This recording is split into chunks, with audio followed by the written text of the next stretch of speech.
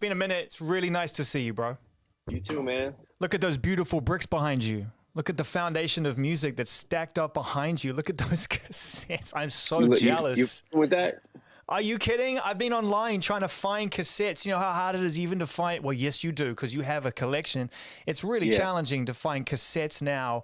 And it's something that about 6 to 9 months ago, I just was like, oh, I don't know, I really want that sound, that feeling. How long have you been collecting? Well, I just started again. It took me about 3 years to get what I got right now because some tapes are just harder to find than others. You're a collector. You're preserving these things. Absolutely, because when I was a kid, I didn't have money to buy every tape I ever wanted. You know what I'm saying? So usually what we had to do was go to this place called Record Time, and I would take the tape that came out a couple of weeks ago, trade it in for the new tape, you know, whatever else was out. Me and my friends would take turns buying the tape and be like, it's your turn to buy this tape and I get to dub it. And then it'll be my turn to buy the next tape. You would dub some, and it'd be like, the air would be like, and you'd hear the air more than the tape. You'd have to turn it all the way up, and then all you hear is the bass from it. Yeah, that sucks. What's the one that springs to mind when you were at that point in your life when you didn't have 2 pennies to rub together and you got that tape? What was the one that you were like, this is the one I've been waiting for? This is the most exciting thing I've pressed play on ever. I mean, I can't even gauge that. I can't even gauge that because backing up to what I remember, like my earliest memories of hip hop would be for sure Ice-T, Reckless. And then I saw the movie Breaking. My Uncle Ronnie actually brought the tape over, the Breaking tape. And I don't even think I knew at the time. I was like 10 or 11. And I don't even think I knew at the time that there was even a movie called Breaking. So he put me up on a lot of shit. And that was one of the first rap songs I remember hearing. And then I went and watched the movie, and then I was all in. This is my friend LL over here. Some of you know him as LL Cool J. I know him as Todd. Yeah. What did he say on the poster? It said, "To Marshall, salute. You can do anything you put your mind to." That's LL Cool J quoting one of my lyrics to me. That's crazy. That's crazy. Over here. There they are. Greatest group of all time, man. I think. I absolutely agree. And you know, I was listening in the gym yesterday to Tougher Than Leather. And the way their voices meshed, you'll never hear that again. Wait, I'll give you another one. Beastie Boys. Beastie Boys was like the white Run DMC. Their voices, all of their voices meshed together so well. But Run DMC, bro, the way they would interchange and just go like say one line, like I've never heard a group like that. And then Jam Master Jay would come in, and somehow, even with the energy of DMC and Run, the DJ comes in and his scratches are as powerful and as exciting as they are on the mic. No one's ever scratched with that level of intensity, and it's just crazy. I'll never forget where I was when I saw the King of Rock video. I was at my Aunt Edna's house, and I sleep in the living room sometimes with the TV on. I remember I was about to go to sleep, and I don't even know what channel I was watching. And that came on when they were walking up to the Rock and Roll Hall of Fame. I'm like, what? Oh, that's Run DMC. I had never seen a video. I knew who Run DMC was, but I had never seen an actual video from them. I was probably, I don't know, 11 or 12 maybe. Yeah. Come on, man. Who was cooler than Run DMC? Nobody. Who was cooler? Nobody. The golden era of hip hop was the best era to me because it was so new. You'd never heard it before. I saw and heard a lot of people say that it wasn't going to be anything. You know what I'm saying? Like it wasn't going to last or whatever. You know, here we are, 40, 50 years later? Yeah. It's crazy, and it's the biggest music, if I'm not mistaken, it's the biggest genre. Arabian Rakim for me, that moment when I Ain't No Joke came out, that moment for me was like, oh, because it sounded so rough. It sounded like the mix was so disgusting. Yeah, man. Around that time, when Rakim first came out, I remember I was at my grandma Nan's house, and I used to all we really had here in Detroit was the Wizard, and the Wizard was on WJLB, and the Wizard every night from like midnight till whatever time would play hip hop, and it all be shit that I never heard. Kumo D, Go See the Doctor, like all kinds of shit. So what I would do is record the radio and then wake up the next day for school and listen to what I had. Mm. And the only bad thing about that was you'd hear one verse from somebody and then another verse would come in from a totally different song, which, you know, so a lot of times it'd be like, I know this first verse by heart, but I don't know the rest of the song by heart because, you know, that's all I got. Rakim, though, the God MC. The God MC. One of the greatest things about Rakim to me was he would use words that you've heard this word rhyme before, but it'd almost be like I don't just use an example. I know he didn't say this, but like if it was, you know, girl and world, and then all of a sudden Rakim, you'd expect him to rhyme that, and he's rhyming plural and rural. You know what I'm saying? So it was like different. Like he's like, okay, these words haven't really been rhymed yet, and he was the first. Right. Like I take 7 MCs, put them in a line, and add 7 more brothers who think they can rhyme. Well, it'll take 7 more before I go for mine, and that's 21 MCs ate up at the same time. Easy does it, do it easy. That's what I'm doing. No fessing, no messing around. Yo, the inside rhyme schemes, all that shit, man. Yeah. I feel like Microphone Fiend, though. I feel like when I heard Microphone Fiend and Lyrics of Fury. When I heard Lyrics of Fury, God, yeah. There's a line I want to find on Lyrics of Fury. Is only one capable, breaks the unbreakable, melodies unmakeable, patent unescapable, a horn if you want, the style I possess, I bless the child, the earth, the gods, and bomb the rest. Ooh. By the way, I think Rakim probably is still great. I haven't heard anything he's working on lately, but I guarantee you he ain't lost that. Yeah. Because it just that kind of shit don't go away. That it just doesn't. Do you notice the lists when they come out sporadically? And it's great. It's great for fans to dive into that debate because it's energy and it's debate and it's good. Yeah. And you're always on the list. Do you read the list when it goes viral and it's like, all right, top 20 rappers of all time, and then the whole thing sort of it sucks the air out of the room? Do you sort of log on and check that stuff out when it's happening? Like I don't know if it's fair to say I don't really get into those lists. Like I don't really like it doesn't really matter to me. I know for a fact how I feel. I rap to be the best rapper, but I'm not the only rapper who raps to be the best rapper. Wayne, Cole, Kendrick, you know what I'm saying? Like Joyner Lucas, they rap to be the best rapper. And I feel like that's, you know, when you push yourself like that, that's what I feel like inspires greatness. Yeah. But the list, man, sometimes you almost have to go by era. Well, let's talk about Nas for a second, because Halftime's on the list, and that's obviously for fans. That's on Illmatic 5 Mic Classic. Yeah, that's a real fans cut as well. Like when the debut album came out, Halftime had been out. It was actually already in existence. People knew about it, but he included it on the final track listing, which is something because that track listing is 10 songs in 36 minutes. It's so reduced and so essential.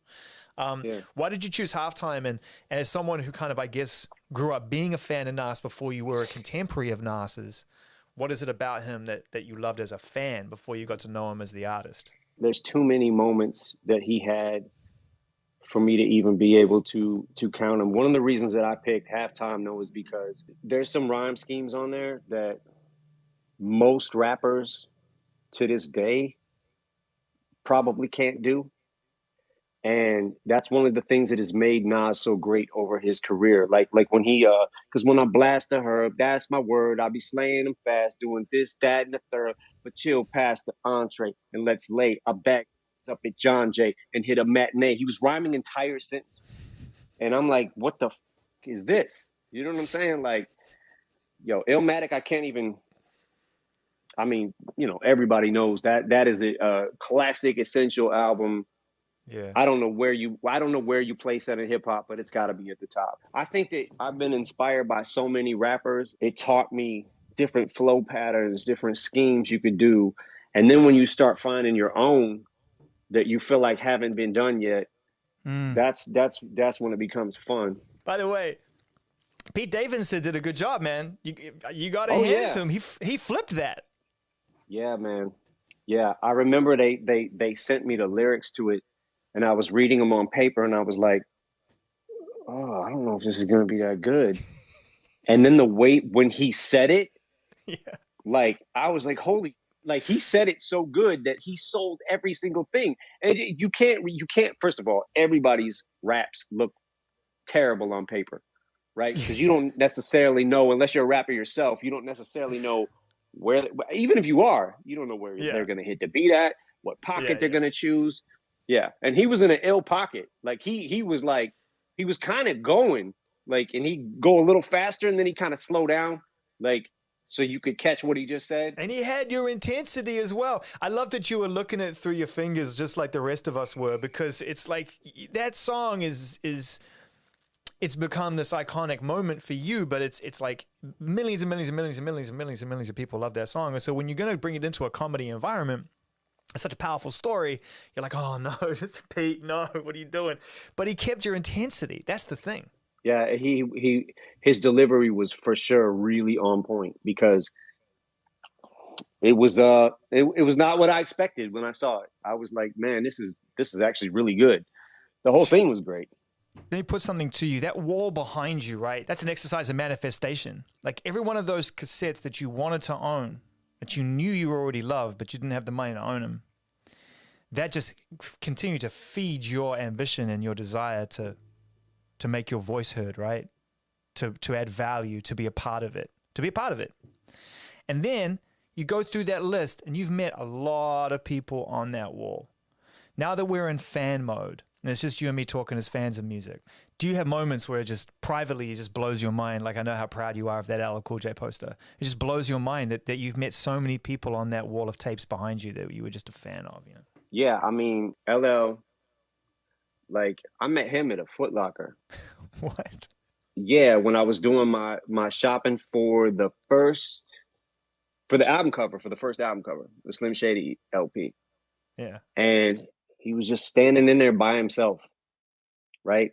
And he walks up to this woman that worked for Dre at the time, and they knew each other.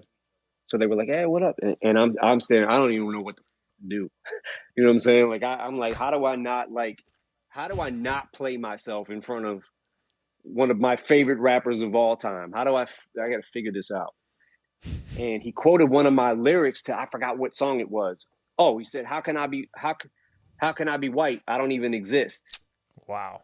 And I was like, what the so Dre had played him that, Mm. but I just like it blew my mind. Like that was the actually, I think Tretch is actually the first rapper that I ever met, like famous rapper in person. And he's one of your absolute favorites, right? Like he's like, I know he's in the top 3 for you, Oh, or he's up 5 or there. whatever. He's definitely Yeah. he yeah, he has to be up there. Like he taught me so many things, like different flow patterns. He was so unorthodox with the flow and always had the punchlines. I Mm. heard the tape and flip. What do you say? I heard your tape and flip the next side, looking for the deaf side. You couldn't be all right if I erased your left side. Like he had the punchlines, man. So, so I'm in Vegas. I'm in Vegas at this time, and hadn't like nothing was popping with me and Dre yet. We actually went out there because the Slim Shady EP. We had some a dude who wanted to buy 3,000 of them. So we were like, "What the? Let's go out to Vegas."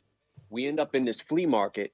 There's people selling clothes like that, and there's a Naughty by Nature booth, and Tretch is standing there. Tretch standing there selling his own. I'm like, what the? So I walked up to him. I was nobody. You know what I'm saying? And asked him if I could get a picture. Told him what a fan I was. I'll bet you he probably don't even remember that. But I think I was in that yellow jumpsuit where I looked like a banana that Dre always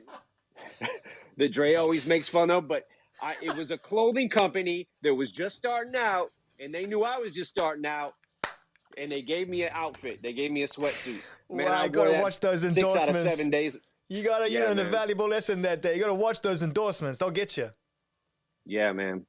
But no, he was just so cool. Like he was just so cool to me, and it just I always remember that. Like, man, I wonder. I can't even remember what I said to him because I was just super nervous and just took the picture.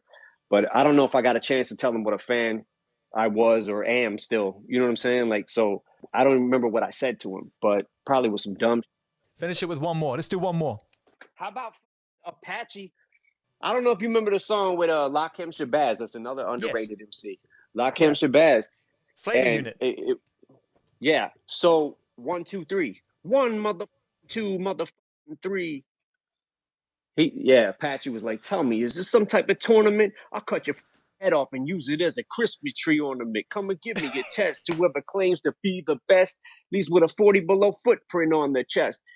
Lakim, Shabazz, Apache, and then Tretch comes in at the end and kills it. Man, that's Flavor Unit were the truth, man. They had so much talent in their ranks at that moment in time. They ran the game. Latifah had just assembled this Voltron, this Avengers of rappers. It was crazy. Yeah, man. Latifah was one of the first, like, to me, a beast on the mic. Yeah, like, that would probably describe it. Back then, it was not that many females that rapped. Salt and Pepper was great. Roxanne Shante, MC Light. Roxanne Shante.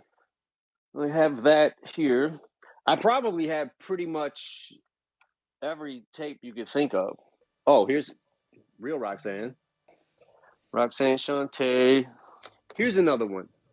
Yeah. Now, Third Base. Yes, please. Like, to me, this is one of the most classic albums in the history of hip hop. I saw an interview with MC Search recently. Somebody asked him about if he thinks he influenced me. And he was like, nah, no, I like whatever, like that's bullshit. And that is bullshit because he did influence me very heavy. This is full circle, M, because you won't remember this. The first time we met, you were on a UK promo tour for My Name Is, just the song at the time, no album. You came in. And we had a conversation, and I didn't really know anything about you at the time, but I knew that I loved the song. So all I had to go on was like your influences. There wasn't enough of a story that was being laid out for me. And we talked about Third Base, and it was the only band that you really lit up when I talked about like, oh, what about Third Base? And I was really nervous to bring it up because of the skin tone and like, oh, no, he's going to be like, great, you're making another comparison to a white rap group. Yeah, cheers, thanks, dude, do your research. Yeah. But you lit up and you were super good about them then. You were like, I love Third Base. That's crazy that we're finishing this conversation with that. Crazy. Yeah, man. They MC Search, like I said, like I saw that interview and I was like, oh, come on, Search, you gotta know you inspired me. You know what I'm saying? Because like Search and Pete Nice, man, I wish that they would have stayed together. I wish they would have made more albums. I wish there wasn't the tension between the two of them and it wasn't like that, but I'm not the one to make my call. So you don't have that problem, man. Yours is a solo mission. Hey, have a safe holiday, man. It's been really nice to finish. This is my last interview of the year, so it's been really amazing to finish it on a high note like this and just be able to nerd out. And yeah, man. Whatever comes next, man, I'm excited for it. I hope our paths cross then. But in the meantime, man, I really appreciate you, bro. As always, great to connect with you again. It's been too long. Absolutely, bro. Thanks, man. Take care.